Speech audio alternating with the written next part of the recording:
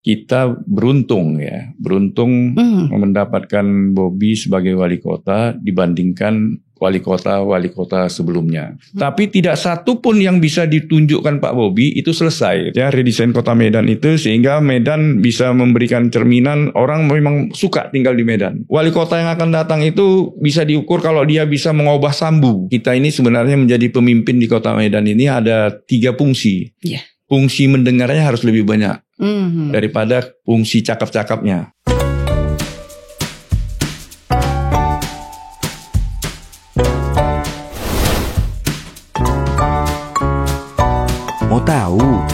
Mau tahu aja. Ya, Assalamualaikum warahmatullahi wabarakatuh. Apa kabar sahabat Mister? Bertemu lagi dengan kita di podcast Mau Tahu Aja. Ya, sebagaimana kita ketahui bahwa podcast ini akan membahas hal-hal yang cukup menarik. Yang menarik, kali ini kita akan membahas soal Kota Medan. Ya, apa yang banyak sekali hal-hal yang menarik dengan Kota Medan ya. Kalau bicara soal Kota Medan, mungkin kita nggak harus jauh-jauh bicara soal kulinernya, soal yang lain sebagainya. Tapi yang menarik adalah soal pembangunan Kota Medan. Ya, sahabat Mister, bicara soal pembangunan Kota Medan, saya jadi teringat dengan orang nomor 1 di Kota Medan. Tapi yang dulu nih, banyak sekali pembangunan-pembangunan di Kota Medan yang dulu sempat membuat ada istilah-istilah untuk sang wali kota. Ada namanya Wagiman, Walita Gila Taman. Ada juga sebutan Wagilam, Wali Kota Gila Lampu. Nah, yang namanya gila ini bukan berarti gila beneran ya, tetapi memang gila dalam artian ya begitu tingginya ekspektasi sehingga membuat itu sesuatu yang begitu hebat ya mungkin bisa dibilang. Sampai-sampai mungkin teman saya pernah bilang datang ke Kota Medan hanya untuk melihat lampu. Ya, sahabat Mitar, kembali lagi bicara soal pembangunan yang saat ini kita bisa melihat bagaimana pembangunan Kota Medan. Ya, boleh dibilang soal pembangunan multi years. Banyak sekali pembangunan yang akhir-akhir ini dilakukan, seperti Stadion Teladan, kemudian yang paling dekat dengan Lapangan Merdeka, kemudian Taman Bunga, dan banyak sekali pembangunan-pembangunan yang dilakukan dalam waktu 5 tahun terakhir ini. Nah, sahabat Mister, saya tentu akan ngobrol dengan orang yang mungkin lebih asik ya, lebih berkompeten, teman lama, tapi sudah lama gak ketemu juga. Ada Bang Rapliandi, apa kabar Bang? Alhamdulillah baik. Ya, Bang Rapliandi ini dikenal dengan pengamat tata kota. Tapi selain itu juga sebagai ketua ya Bang ya, ketua lembaga pengawas kinerja aparatur negara. Nah, ini banyak kali yang diawasi. Ya Bang, terkait dengan pembangunan Kota Medan yang ya boleh saya bilang 5 tahun terakhir ya.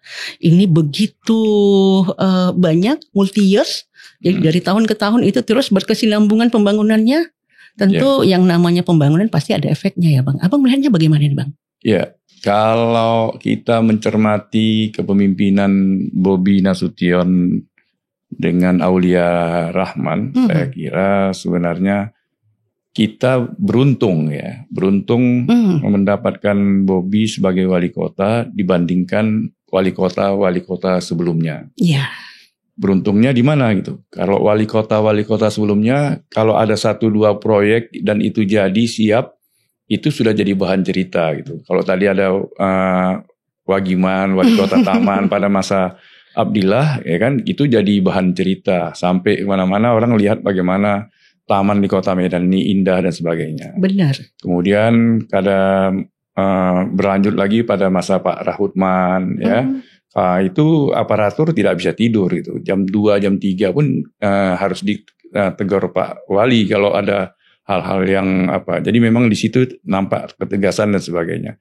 Ya. Jadi masing-masing wali kota, ke wali kota satu, ke wali kota yang lain itu memang pola visi pembangunannya berbeda-beda. Ya. Tidak sama. Gayanya juga berbeda-beda. Gayanya juga berbeda-beda. Ada yang lembut, ada yang tegas, ada yang pada tidak banyak bicara, ada yang lebih banyak bekerja dan sebagainya. Ada banyak proyek. Ada banyak proyek. Nah, yang saya bilang tadi agak beruntung kita dapat Pak Bobi ini. Pertama, Wali Kota Medan sebelum Pak Bobi ini jarang sekali banyak proyek yang sampai triliunan.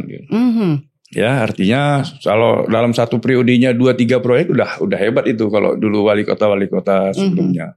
Tapi masa Pak Bobi ini genjer ya Bang. Wah, luar biasa. Luar biasa. Itu ASN di dinas-dinas itu kayak sakit jantung gitu. Bisa kalau nggak kuat-kuat fisiknya apanya itu bisa stroke gitu. Tapi kan nggak ada korban Bang. Ya, memang tidak ada korban, artinya begitu besarnya jumlah proyek yang hadir pada saat kepemerintahan Pak Bobi. Umpamanya ada pembangunan underpass, ya, ada pembangunan stadion Kebun Bunga, kemudian lapangan Merdeka, kemudian stadion Teladan, kemudian Islamic Center, kemudian ada UMKM Center yang di USU ya, itu ya, dan apa namanya tempat penampungan air yang di USU ya, kemudian apa lagi satu lagi ada yang di depan kereta api ya, apa namanya apa istilahnya flyover kah? Flyover yang hari ini belum selesai gitu ya. Nah, jadi sebenarnya banyak proyek yang nilainya juga fantastis gitu. Ya, artinya sebenarnya rakyat Kota Medan harus bersyukur dan berterima kasih gitu. Banyak proyek ini sampai dengan terakhir mobil listrik ya. Mobil lumayan bus listrik lah. Kalau mobil kecil, bus listrik ya, yang disediakan untuk rakyat Kota Medan. Jadi saya kira cuman dari sisi perencanaan. Ya, dari sisi perencanaan. Nah, dari sisi perencanaannya saya kira tidak memenuhi target. Arti itu yang tadi mungkin banyaknya pekerjaan, tapi tidak satu pun yang bisa ditunjukkan Pak Bobi itu selesai. Gitu. Selesai ketika habis masa. Walaupun masih ada berapa bulan. Iya, tapi satu sisi kita syukuri gitu ya. Artinya tidak gampang juga jadi wali kota Medan seperti Pak Bobi ini bisa mengelontorkan mencongkel-congkel dana dari pusat, dari mana-mana itu sampai bisa membuat pembangunan Kota Medan. Harapan kita maunya kan ketika periode itu berakhir ada 1-2 yang bisa dibanggakan lah ya. Ini mungkin semangatnya tinggi Bang, tapi Taman Bunga hampir selesai nih Bang. Ya, makanya saya kira mudah-mudahan di bulan 2 nanti ya, ketika memang beliau berakhir periode di sebagai wali kota kemudian dilantik nanti jadi gubernur, mungkin sudah ada 1-2 proyek yang mercusuar selama ini yang selesai, yang bisa diceritakan kepada warga Kota Medan dan jadi kebanggaan warga Kota Medan. Kemudian warga Kota Medan akan merasa kehilangan wali Kota Medan. Nggak kehilangan dong, karena kemarin. Karena gini, kenapa kehilangan? Karena belum tentu juga wali kota yang sekarang, yang terpilih itu dengan wakil wali kota yang itu akan mendapatkan proyek sebesar ini lagi dari pemerintahan yang akan datang. Kenapa? Karena proyek PR wali kota yang terpilih yang sekarang ini dengan wakil wali kota yang sekarang ini terpilih itu adalah PR untuk menyelesaikan proyek-proyek yang masih mangkrak ini tadi. Masih mangkrak. Walaupun kita ketahui memang targetnya itu harusnya di Desember ini. Ya, semuanya harusnya Desember. Ada yang Oktober, ya, ada yang Desember. Kayaknya nggak yakin ya Bang ya? Ya saya kira dari perkembangannya kalau nengok situasi dan kondisinya enggak lah, apalagi ini musim-musim hujan ya. Musim-musim hujan ini kejar tayang mungkin Bang. Kalau kejar tayang saya kira nanti jadi temuan hukum kan gitu ya kan. Nah, jadi lebih bagus lah biarlah pelan-pelan atau alon-alon asal kelakon supaya ya artinya semuanya pakai lagu pramuka lah, di sini senang, di sana senang, di mana-mana hati pugus senang gitu. Jangan sampai ada yang menangis kan itu ya kan itu. Jadi saya kira satu sisi kita senang pemerintah Kota Medan di bawah kepemimpinan Pak Bobi bisa membawa banyak kue untuk untuk rakyat Kota Medan, tapi sisi yang lain kita kecewa gitu ya, karena tidak satu pun pekerjaan yang besar-besar ini, yang monumental ini selesai dengan jadwalnya. Itu makanya saya bilang kelemahannya di perencanaan. Oke, Bang, ini kita bicara soal Medan metropolitan. Ya, sebagai kota terbesar nomor 4 sekarang ya Bang. Ya. Kemarin nomor 3, ini nomor 4. Oke, ini bicara soal Medan metropolitan. Apakah memang konsep metropolitan itu memang harus dengan gedung-gedung yang megah, kemudian infrastruktur yang begitu megah juga? Apakah memang seperti itu dan harus mengabaikan hal-hal lain? Tidak, tapi sebenarnya jumlah penduduk yang menentukan satu, kemudian pembangunan infrastruktur, kan, kemudian fasilitas kota dan lain-lainnya. Jadi itu yang membuat parameter sehingga kita disebut kota metropolitan. Tingkat pertumbuhan sehingga sekarang kalau dulu kita ketahui bahwasanya pembangunan di Kota Medan ini tidak bisa ada gedung yang lewat dari 5 atau 6 lantai gitu.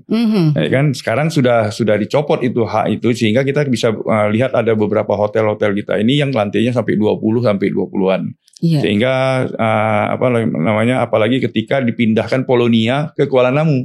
Yeah. Itulah awal sebenarnya Medan harus bisa menjadi cerminan kota metropolitan yang ramah kepada masyarakatnya, kemudian bisa memberikan ruang kerja kepada rakyatnya, dan bisa bisnis memang benar-benar menguntungkan kalau diinvestasikan di Kota Medan. Yeah. Jadi saya kira itu sehingga sebenarnya ini Medan mesti di tangan yang benar gitu. Kalau memang tidak di tangan yang benar, kita Medan tetap menjadi kota yang menyeramkan. Ya, apalagi sekarang di era digital, ada satu kasus bisa viral dan itu bisa sampai kemana-mana kan gitu. Dan itu sangat bahkan bisa mengglobal dia kalau berita umpamanya kasus begal, kasus narkoba, kasus banjir, kasus macam-macam itu membuat orang tidak nyaman melihat kalau untuk Medan berkunjung ke Kota Medan gitu. Ya, ini kembali lagi kita bicara soal Medan metropolitan. Nah, kalau kita melihat pembangunan yang begitu progresnya cukup tinggi gitu ya. Tapi ada hal yang mungkin menarik nih Bang. Apakah memang metropolitan harus identik dengan banjir dan macet gitu Bang? Nah kita melihat kondisi Medan itu sudah seperti itu. Ya, Jakarta itu sudah jadi kota global. Jadi beberapa persoalan-persoalan yang rumit di masa lalu itu sudah bisa tertuntaskan. Umpamanya banjir dan sampah, ya kan? Kemudian persoalan permukiman, kemudian persoalan transportasi. Itu yang membuat Jakarta itu menjadi kota yang menarik bagi studi banding negara-negara yang lain untuk melihat bagaimana klaster transportasi itu bisa terhubung antara kereta api, bus, busway dan sebagainya. Nah, kalau Medan saya kira ada 3 hal yang mendasar sampai sekarang ini belum bisa tertuntaskan dengan baik. Yang pertama persoalan banjir. Banjir ini dari sejarahnya itu sampai sekarang itu belum tertuntaskan. Kalau kita lihat umpamanya pemerintah Belanda mendirikan kantor wali kota itu di depan Lapangan Merdeka. Itu kan sebenarnya kalau dilihat Lapangan Merdeka itu kan sebagai kawasan resapan air gitu. Kawasan dia daerah alun-alun dan kawasan resapan air. Kemudian kalau dilihat dari strategi pembangunan Kota Medan pada masa Bahtiar Djapar, ya, mulai dari A.S. Rangkuti dan Bahtiar Djapar, itu wilayah selatan, ya wilayah selatan itu sebagai kawasan permukiman resapan air. Artinya kawasan itu tidak boleh dibangun dengan rumah-rumah yang kecil-kecil gitu. Jadi memang rumah-rumah besar di situ, rumah-rumah mewah dan sebagainya. Karena itu diharapkan dengan rumah yang luas dan sebagainya itu bisa memberikan resapan air.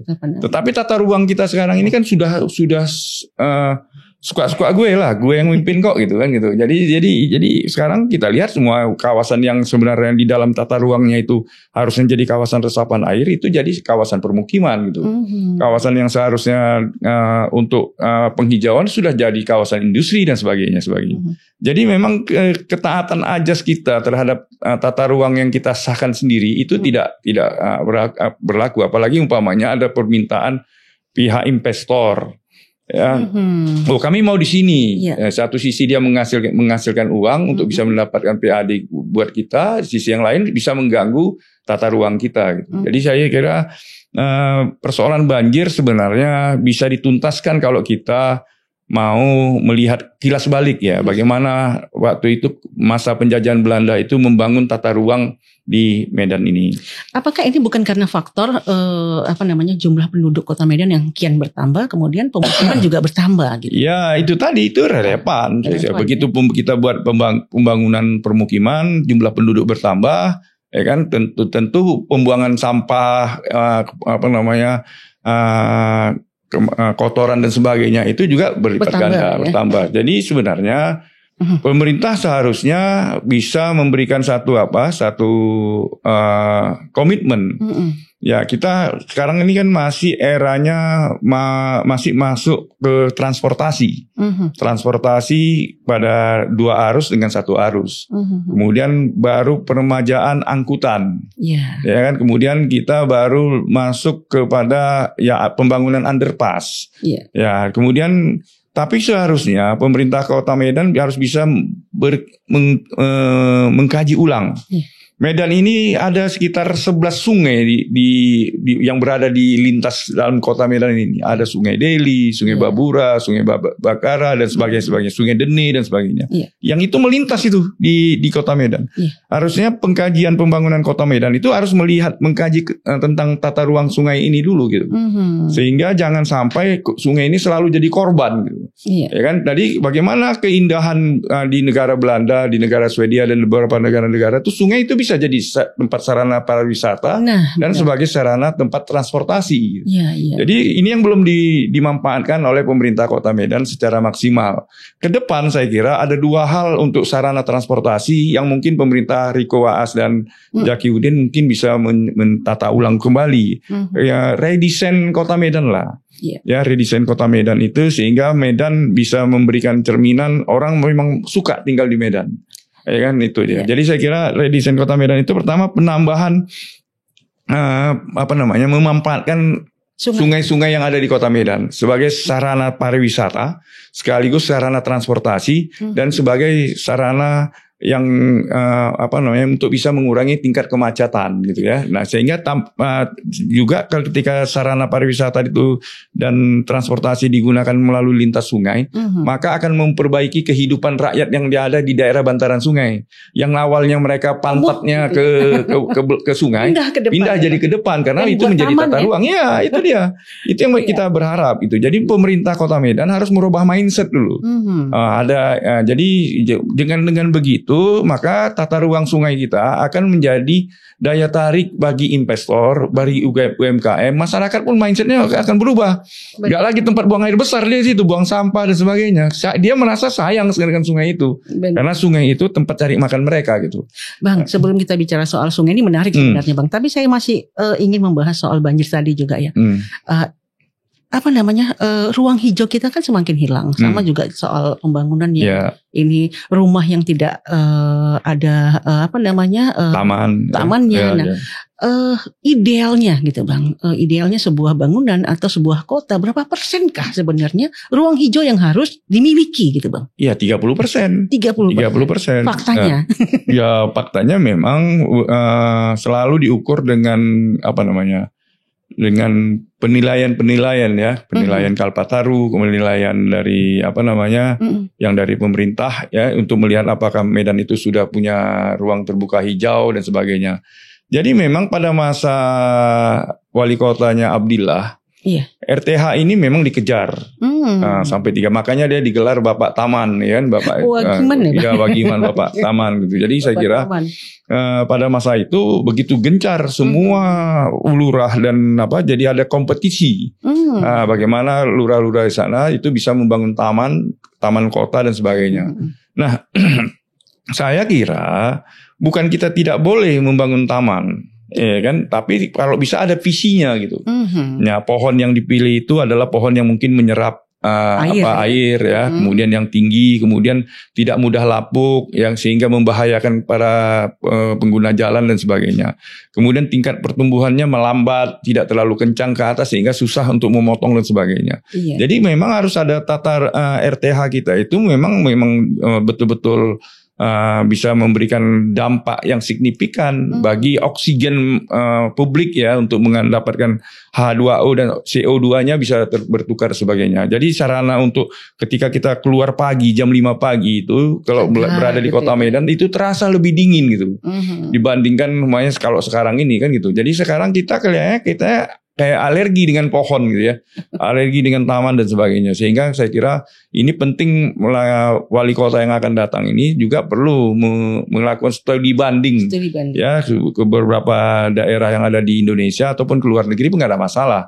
Ya saya kira 1-2 bulan Pak Wali yang baru nanti silakanlah kalau mau keliling-keliling dulu ya, supaya wawasan bertambah, kemudian pengetahuan meningkat, kemudian kerjasama bisa dibangun. Saya kira itu taman itu bisa dikompetisikan. Di setiap kelurahan ada 21 kelurahan, siapkan keunggulan masing-masing, kalau bisa taman yang bermanfaat. Nah, mungkin tadi Abang sudah menyinggung soal pohonnya, jenis pohonnya dan lain sebagainya. Saya tertarik dengan jumlah taman di Kota Medan. Apakah jumlah yang ada ini tidak cukup? Sebenarnya ada taman-taman yang sentral di Kota Medan, ya, taman seperti Ahmad Yani depan rumah Pak Gubernur ya, itu.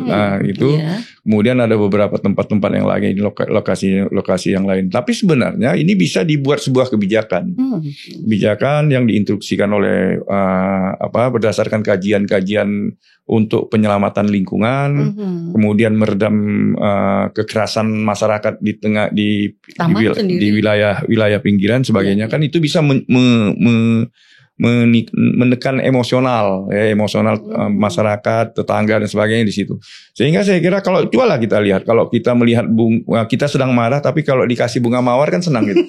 Ya kan? Nah, jadi kan itu kan bahagia gitu. Jadi saya kira taman-taman yang bisa memberikan satu kebahagiaan bagi generasi muda, bagi orang tua untuk bernostalgia, dan saya kira itu bisa memberikan suatu respect yang positif buat anak-anak, ya kan? Saya kira itu menjadi pengenalan yang positif gitu. Jadi sehingga Medan bukan lagi kota yang penuh dengan kekerasan. Nah, jadi memang harus ada sebuah spirit gotong royong dari wali kota maupun DPR-nya maupun pemangku kepentingan yang ada di Kota Medan ini untuk sama-sama gerakan aja gotong royong, jangan malu-malu, nggak usah diharapkan dari wali kota untuk memberikan ngirim bunga taman ke rumah masing-masing, nggak bisa itu. Saya kira dibuat aja instruksi, ya, dibuat instruksi kepada masyarakat yang di rumahnya punya lahan yang luas dan sebagainya, ya untuk menanam taman dan sebagainya. Yang punya kelebihan bunga kasih ke tetangga dan sebagainya, sehingga kita akan melihat bagaimana ke depannya Medan menjadi kota yang benar-benar indah, lestari, dan benar-benar bisa memberikan manfaat bagi masyarakat dan keluarganya. Iya, ini tadi Abang menarik sekali bicara soal kajian Kota Medan harusnya seperti ini dan seperti ini. Apa memang selama ini kita melihat memang Medan itu berjalan dengan sendiri tanpa ada kajian gitu Bang? Padahal kita melihat banyak sekali problema yang ada di Kota Medan ini. Sebenarnya Medan ini udah bagus ya, ada dulu ada Dewan Kota, tapi setelah berapa tahun gitu ya? Pak Eldin ke sekarang kayaknya Dewan Kotanya nggak ada lagi gitu, ya kan? Dewan Kota ini fungsinya? Dewan Kota ini kan memberikan konsultasi kepada wali kota dalam hal mengambil keputusan ataupun kebijakan-kebijakan. Dan di dalam Dewan Kota itu terdiri dari beberapa orang-orang yang expert lah ya, yang mantan wali kota, kemudian punya pengetahuan tentang perkebunan, tata ruang dan sebagainya, dari berbagai macam disiplin ilmu lah, sehingga ketika wali kota mendapatkan satu kebijakan ingin dieksekusi, ketika itu udah menjadi perda dan sebagainya, dia minta pertimbangan lagi dari Dewan Kota. Ketika Dewan Kota itu mengatakan ini layak, waktunya belum tepat dan sebagainya, itu mungkin bisa menjadi penggeseran wali kota untuk mengambil kebijakan-kebijakannya. Sehingga wali kota tidak salah itu dalam hal mengambil kebijakan-kebijakan itu. Nah, itu yang saya kira tidak berfungsinya beberapa instrumen-instrumen perkotaan itu di zaman sekarang ini nggak bisa lagi karena saya punya kekuasaan lalu saya bisa mengeksekusi, nggak bisa. Iya, karena ini persoalan ya Bang. Nggak bisa, begitu Anda buat satu kesalahan itu netizen akan buat viral gitu. Rame. Dan habis buat viral Anda jatuh gitu. Dan selesai kan itu. Nah, bisa kita lihat Gara-gara teh goblok aja kan bisa salah satu utusan presiden mengundurkan diri kan. Harus mundur. Kan itu kan. Oke, Bang, tadi kita menarik sekali bicara soal banjir dan sungai yang harus dimanfaatkan. Kita mungkin beralih sedikit soal transportasi, Bang. Ini juga transportasi ini juga menjadi persoalan kemacetan ya. Nah, dari pandangan Abang, apakah memang sudah begitu padatkah volume kendaraan yang ada di Kota Medan ini sehingga memang jam-jam, bukan hanya jam-jam tertentu lagi Bang, tetapi sudah setiap saat, ditambah lagi dengan pembangunan-pembangunan yang lumayan besar. Yang pertama saya kira harus dibuat tata ruang transportasi di Kota Medan. Iya, itu tata ruang transportasi yang berkaitan dengan jalan, moda transportasi yang digunakan, kemudian wilayah-wilayah di mana parkir, kemudian di mana wilayah-wilayah jam-jam padat dan sebagainya, itu mesti ada redesainnya. Dan itu didiskusikan kepada publik gitu. Jadi sehingga publik bisa memberikan akses. Biar nggak apa-apa, mesti agak lama nggak masalah gitu. Artinya semua jadi puas gitu. Artinya semua tahu gitu. Jangan tiba-tiba kayak gini kan, tiba-tiba ada perubahan jalur lalu lintas, orang pusing kepalanya. Tapi memang kan sering seperti itu ya Bang. Ya itu tadi, makanya sekarang kultur birokrasi itu, kultur kekuasaan itu harus berubah. Gak bisa lagi sementang-mentang Anda mendapatkan kekuasaan, kemudian kultur egaliternya hilang gitu. Siapa lu, siapa gua gitu. Saya aja pimpinan, saya penguasa gitu. Saya yang mengatur, gak bisa. Medan ini nggak. Yang kedua adalah Medan, Kota Medan, inti Kota Medan itu saya kira nggak bisa lagi berubah. Harus lalu lintasnya hanya tidak bisa diperlebar sampai 20, 30, 40 meter, nggak bisa lagi. Ya jadi keterbatasan tata ruang jalan kita itu tidak bisa lagi diperbesar. Kalaupun ada arus lalu lintas mau dirubah hanya satu arah atau dua arah. Nah, jadi bagaimana? Ya saya kira kalau untuk urusan transportasi itu terus bertambah. Kenapa? Orang butuh pajak. Pajak yang bisa membiayai pembangunan Kota Medan itu cuma dua, PKB dan PPNKB. Begitu pajak kendaraan motor, orang buka showroom mobil, beli mobil, kena pajak langsung. Jadi kan langsung itu bisa membiayai pembangunan Kota Medan terbesar gitu ya. Nah, jadi harus diatur gitu, Kemarin kita sudah menggunakan bus listrik. Ya kalau bus listrik masuk ke Jalan Pemuda, ke jalan sampai ke jalan Lapangan Merdeka, demamlah orang yang lain ikut lambat di belakangnya kan gitu. Jadi saya kira ini perlu dibuat pengkajian ulang lagi, karena sebentar lagi kita akan banyak ruang-ruang padat lalu lintas. Hadirnya nanti Stadion Kebun Bunga, yang di sana banyak sentra-sentra orang berolahraga, kemudian Stadion Teladan, kemudian adanya Islamic Center, adanya di yang mall UMKM di USU dan sebagainya. Jadi memang harus dibuat tata ruang kembali. Dan satu-satunya di wilayah Kota Medan, di wilayah inti Kota Medan itu nggak bisa, harus dibuat satu pengumuman di jalan itu secara digital, batas kecepatan. Jadi kalau kita di wilayah kantor wali kota sampai dengan daerah Podomoro, TPRI dan sekitarnya itu daerah-daerah yang kecepatannya di angka 40 ke 60 gitu. Nah, kemudian mobil bus besar nggak bisa masuk lagi di situ gitu. Nah, jadi bus listrik itu batasnya umpamanya sampai di Lapangan Merdeka, yang bisa masuk cuma bus listrik saja lah, karena itu kan busnya yang dibiayai oleh APBD gitu. Nah, selebihnya nggak bisa gitu. Tapi kalau yang di luar dari inti kota itu bisa kecepatannya di atas 60 sampai ke 90 nggak ada masalah gitu. Nah, tapi tetap harus ada rambu-rambu yang diberikan. Karena apa? Begitu Anda melanggar kecepatan di situ, secara digital nomor polisinya sudah terdeteksi, kemudian besok Anda kena tilang gitu.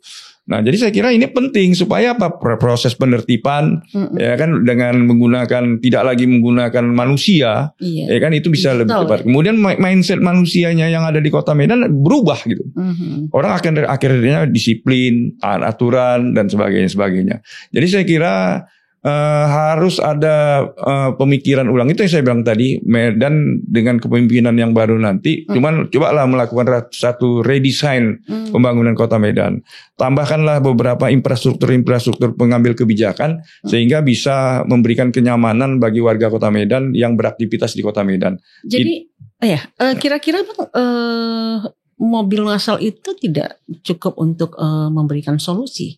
Ya sebenarnya kita karena nggak punya ide ya, nggak punya ide kreatif untuk kota Medan ini gitu. Kita kan kalau kita datang ke Bandung, ke Jakarta atau ke Surabaya dan sebagainya kan kita akan melihat ada yang berubah, ada yang berbeda pembangunan kotanya gitu. Kota kita kota keras gitu. Karena kenapa kota keras? Karena model pembangunan fisiknya itu model ruko gitu. Iya.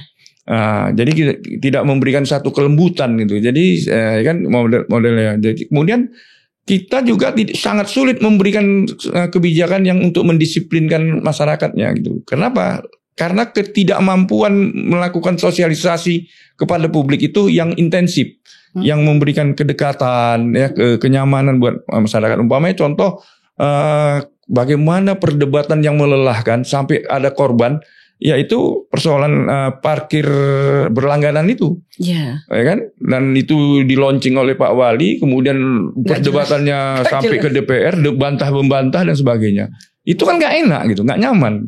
Tetapi kalau itu dijelaskan dengan bagus, dengan baik, dengan nyaman kepada masyarakat, pada mana yang boleh, mana yang tidak dan sebagainya, itu saya kira udah bisa memberikan kenyamanan gitu. Artinya sebelum memberikan sebuah kebijakan, pemerintah juga harus melakukan sosialisasi. Iyalah, diberikanlah kesempatan, nggak apa-apa 2-3 bulan itu lelah pun nggak masalah. Yang penting rakyat merasa dia paham tentang kebijakan itu dan kebijakan itu mewakili keterwakilan dia gitu. Ya nggak sampai juga gontok-gontokan. Oh nggak perlu lah, ya kan? Eksekutif gitu ya. Iya kalau kita lihat itu sampai ada viral yang di jalan area wisata itu dengan masyarakat itu kan sampai berdebat itu kan. Jadi saya kira ke depan jangan lagi ada pemerintah merasa merasa powernya lebih, kemudian masyarakat itu adalah di bawahnya. Nggak bisa, karena masyarakat adalah pemberi pajak untuk pembangunan kota Medan. Ketika warga kota Medan bilang, kami boikot pajak Anda, selesai gitu. Jadi saya kira itu. Tapi terkait dengan karakter masyarakat kota Medan yang tadi Abang sempat menyinggung, yang mungkin agak sedikit keras gitu ya Bang. Apakah memang kebijakan yang kemarin itu salah satunya soal parkir tadi, bukan hanya dikarenakan soal kebijakan yang mungkin tiba-tiba, atau memang karakter masyarakatnya yang memang susah gitu Bang? Sebenarnya masyarakat Medan ini masyarakat yang terbuka, masyarakat yang demokratis, ya, karena mereka kan kita ini kalau diambil kata Kunto Wijoyo, kita ini berada di pinggiran pesisir. Kalau orang-orang yang tinggalnya di pinggiran pesisir itu cenderung demokratis dibandingkan yang di pedalaman. Ya kan, di pedalaman itu kayak dari pergunungan dan sebagainya. Kalau kita ini cenderung demokratis, kita apa adanya gitu. Nah, tetapi jangan dibohong-bohongi, jangan ditokoh-tokohi gitu ya. Sebenarnya siap menerima perubahan. Gak ada masalah, ya nggak ada masalah. Berapa banyak kebijakan-kebijakan di pemerintah pusat, pemerintah kota Medan yang nggak dibantah oleh masyarakatnya. Kemudian nggak ada kok kita persoalan wali kota mau wali kota si Antu sebagainya, nggak ada masalah sama kita, ya kan? Nah selama itu nggak pernah ada masyarakat kota Medan protes sama Bobi yang berkelanjutan berlama-lama, nggak ada, karena tengok masyarakat, oh memang dia memberi manfaat buat kota Medan, ya udah nggak ada masalah. Jadi kita nggak begitu, kalau umpamanya pun ada persoalan-persoalan yang sifatnya katanya dinasti dan sebagainya, kalau dia memang tak memberi manfaat baru kita protes. Tapi kalau selama itu dia bisa memberi manfaat buat kebaikan kota Medan, kebaikan rakyatnya, masyarakatnya, ya saya kira itu sah-sah saja lah.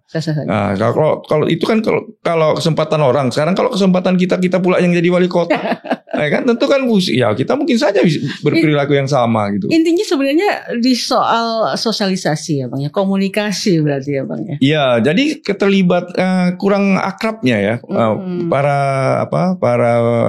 pemimpin kota ini dengan perguruan tinggi. Ya, dengan perguruan tinggi, kemudian kurang akrabnya pemimpin kota ini yang selama ini dengan para pemuda gitu. Ya kan, organisasi-organisasi pemuda itu atau LSM yang ada di kota Medan ini jangan dimusuhi gitu.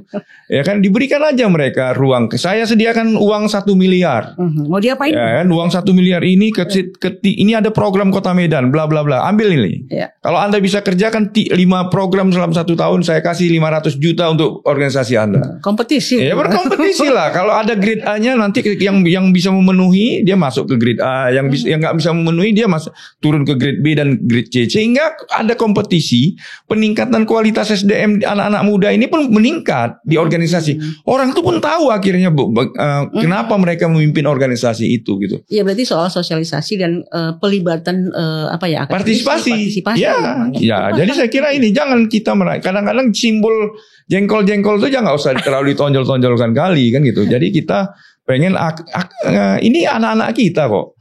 Ini keluarga besar kita kok. Apalagi Medan nih, ya, Pak. Apalagi Medan kan itu kan kita hidupkan bersama-sama lah. Kalau kita bisa akrab dengan warganya, dengan semuanya, dengan stakeholder yang ada ini, saya kira narkoba bisa kita bumi hangus kan, nggak perlu pakai tangan polisi lah.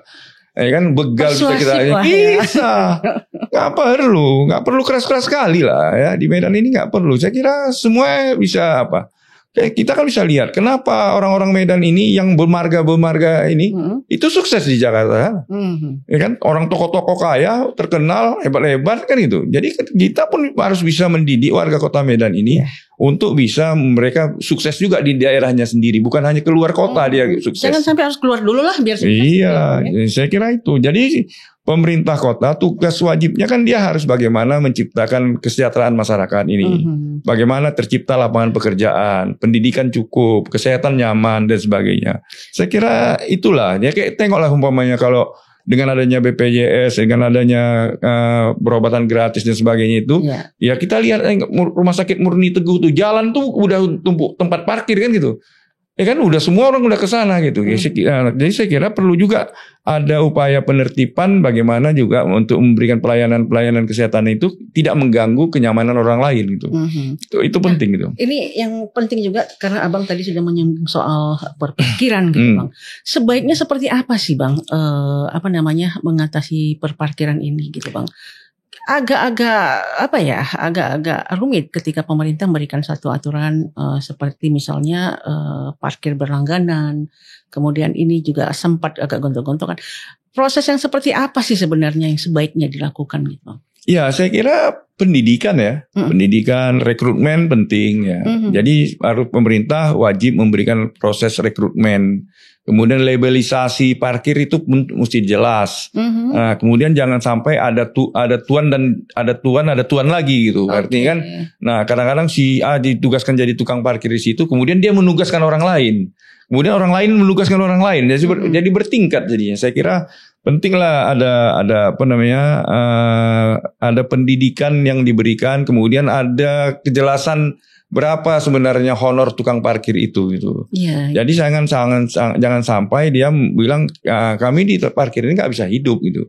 Jangan sampai seperti itu. Tapi saya pikir ya disubsidi saja, disubsidi aja supaya dia juga menjadi orang jujur gitu. Ya kan? Ya ini kan kita begini juga. Jadi penguasa harus juga memberikan pendidikan lah kepada masyarakatnya agar kejujuran itu memang menjadi budaya kita, budaya orang-orang Medan. Nah, itu jadi sehingga parkir itu ketika ada bangunan fisik yang besar namanya kayak hotel ya parkir di dalam. Nah, kalau ada bangunan yang sifatnya rentang itu ditetapkan oleh Dishub. Nah, jadi ada memang wilayah-wilayah kewenangan, mana di wilayah kewenangan pihak swasta, mana wilayah kewenangan pihak pemerintah dan sebagainya. Jangan dipukul rata gitu. Karena mereka pajaknya sudah include gitu. Jangan pula sudah include pajaknya, pajak PBB dan sebagainya dibebankan kepada pihak hotel. Kemudian pihak pemerintah minta lagi pajak parkir yang ada di hotel dan sebagainya. Itu jangan lagi dong gitu ya. Tapi kan parkir ini juga banyak dikelola oleh katakanlah oknum-oknum tertentu. Bang. Nah, ya ditertibkan lah. Saya kira kan ditertibkan. Semuanya dibicarakan, dibincangkan ya kan. Karena memang kota ketua-ketua atau kota raja-raja ini kan mesti ditertibkan. Jangan sampai tidak terkomunikasikan itu. Jadi jangan sampai itu. Saya kira semuanya mesti bisa dikomunikasikan. Iya, ya. Jadi kalau pemerintahnya malas berkomunikasi, ya akhirnya memang jadi otoriter. Kemudian begini, DPRD juga menjadi penting. Jangan dia melihat wali kota itu atau kantor wali kota itu adalah sumber pendapatan mereka yang menyusul gitu. Jadi jangan lagi begitu. Artinya kan dengan pengesahan APBD seolah-olah itu udah ada kuih-kuih mereka dan sebagainya. Itu akhirnya mencederai. Ya mencederai. Akhirnya kan ya ini masyarakat akan bisa terus melihat. Jadi saya kira jadilah anggota DPR yang bisa melakukan pengawasan sehingga memberikan kontribusi yang positif buat pembangunan Kota Medan. Ya, jadi cermati tuh, makanya kayak urusan parkir tadi. Ya, kasih dana, setujui dana untuk peningkatan kualitas abang-abang parkir kita ini. Ini karena sudah menyangkut soal soal anggota dewan gitu kan. Apakah abang melihat selama ini untuk Medan itu kurang begitu berkontribusikah DPR-nya atau seperti apa? Sehingga ini masih boleh kita bilang kebijakannya masih carut lah ya, belum marut. Ya, saya kira DPRD Kota Medan sudah punya pengalaman lah ya, 5 tahun ya bersama dengan Pak Bobi ya, artinya tingkat penguasa yang sudah punya kedekatan dengan penguasa lah. Ya saya kira sebelumnya kan mereka memimpin jadi DPR ini kan berhubungannya kan dengan wali kota yang tidak punya hubungan dengan kekuasaan. Ya ke depan saya kira ini Pak Riko Waas dengan Pak Jakiuddin ya saya kira nanti memimpin Kota Medan bisa menjadi lebih dekat kepada rakyat lah, sehingga membangun Kota Medan ini ya biasa aja lah, jangan usah terlalu arogansi kekuasaan itu menjadi apa gitu, jangan. Jadi saya kira penting supaya yang muncul dan tumbuh dan berkembang di Kota Medan itu adalah pembangunannya gitu. Kemudian bisa meningkatkan kesejahteraan masyarakatnya. Model-model pembangunan Kota Medan ini mesti bisa mengalami banyak perubahan lah. Saya kira wali kota yang akan datang itu bisa diukur kalau dia bisa mengubah Sambu. Ya kan? Kalau Sambu bisa dirubahnya misalnya kayak Blok M-nya Jakarta, itu berarti baru hebat jadi wali kota Medan. Buktinya Bobi aja sebagai wali kota nggak bisa merubah Sambu gitu. Belum kalau. Artinya itu ya yang dia bisa rubah kan cuma Stadion Teladan yang istilahnya tingkat carut marutnya, problematikanya tidak sekompleks yang ada di Sambu. Jadi kita tantang aja itu wali kota itu. Kalau dia bisa rubah Sambu itu, saya angkat tangan dia sebagai wali kota yang paten lah untuk di Kota Medan ini. Saya berharap abang yang bisa merubah Sambu, jadi abang bisa jadi wali kota nih. Saya nggak perlu lagi, saya cukup memberikan dorongan kalau dipanggil oleh Mistar, kasihkan itu aja. Saya kira itu. Iya bang, sebelum kita akhiri, ada yang menarik ini digitalisasi nih. Ini kan udah eranya gitu bang. Nah, apakah pemanfaatan digitalisasi ini sudah cukup efektif untuk di Medan gitu bang? Ya, saya kira kita ini Kota Medan ini masyarakatnya pola berpikir pragmatis ya. Ya kalau bahasa jelas nggak ini gitu. Kalau kita nonton Limpul Pak Limpul, Bang Limpul itu kan tengok tuh kan itu transaksi semua, transaksinya apa Limpul gitu. Jadi saya kira memang ini sudah jadi era digital. Tetapi untuk urusan yang berkaitan harus ada kebijakan pemerintah juga mana yang mesti sepenuhnya digunakan digitalisasi, mana yang juga bisa memberikan ruang kepada tidak digitalisasi. Masih transisi lah. Masih transisi. Umpamanya gini, kalau sempat pendidikan SD, SMP dan SMA itu semuanya sudah digitalisasi, maka kita tidak akan melihat anak sekolah yang bawa tas lagi gitu.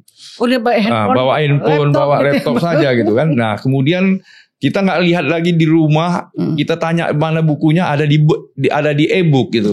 Tapi kita berharap untuk anak SD, SMP dan SMA itu buatlah sebuah kebanggaan intelektual gitu. Jadi kalau maunya di setiap anak SD mesti punya 5 buku ya kan, yang kemudian bukunya itu bisa dibanggakan ketika dia besar nanti dari SMP dan seterusnya.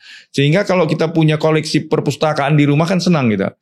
Ada satu kebanggaan. Kalau dulu kan masa-masa saya ketika kalau seorang mahasiswa, pelajar itu tidak punya buku, rasanya dia bukan kan itu kan.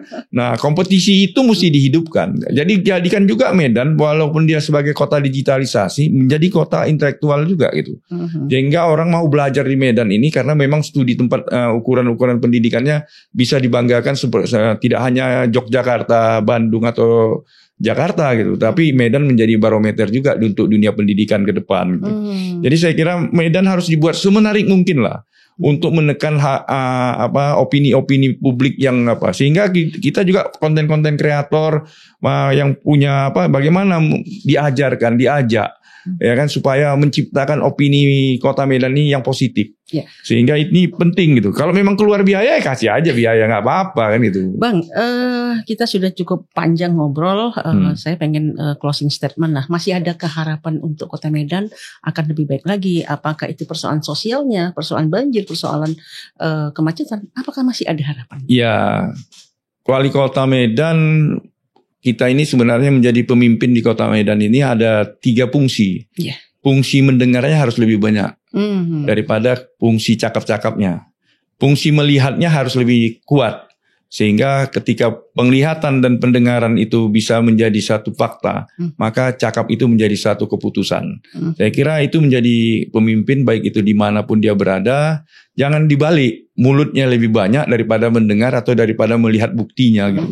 Sehingga saya kira ke depan Medan bisa menjadi satu kota yang memberikan harapan, kota yang bisa memberikan tempat tinggal yang nyaman bagi masyarakatnya, kota yang bisa didatangi orang sebagai kota destinasi pariwisata, UMKM dan sebagainya. Saya kira Medan ke depan harus menjadi kota masa depan buat kita semua. Ya, terima kasih Bang Rafriandi sudah bersama kami di Mau Tahu Aja. Ya, sahabat Mister, itu tadi obrolan kita yang cukup panjang.